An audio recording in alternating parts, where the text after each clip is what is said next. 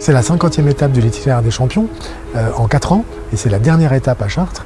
Et habituellement, ce sont les champions olympiques et les champions du monde qui promeuvent ce qu'on appelle le sport santé et le judo santé. C'est-à-dire qu'on installe des tatamis dans les EHPAD, on fait monter des résidents et puis aussi des personnels paramédicaux et on fait des ateliers de prévention à la chute, etc. Aujourd'hui, c'est un petit peu spécial parce qu'on a inversé les rôles et ce sont des résidents qui ont été choisis par l'équipe de l'EHPAD depuis 2-3 semaines, qui ont appris à faire du judo et qui ont commencé par une démonstration aux champions.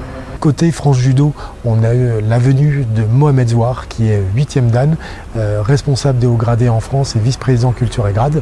Et côté résident, il y a quelqu'un d'exceptionnel qui est juste à côté du tatami, c'est la famille Levanier. Et tout particulièrement Alice Levanier, qui est une des premières française à avoir été ceinture noire en 1951. C'est une famille extrêmement connue dans le monde du judo puisque ce sont les pionniers et ce sont eux qui ont dans les années 50 fait le tour de France pour installer des tatamis un petit peu partout, même dans des églises, dans des écoles, etc.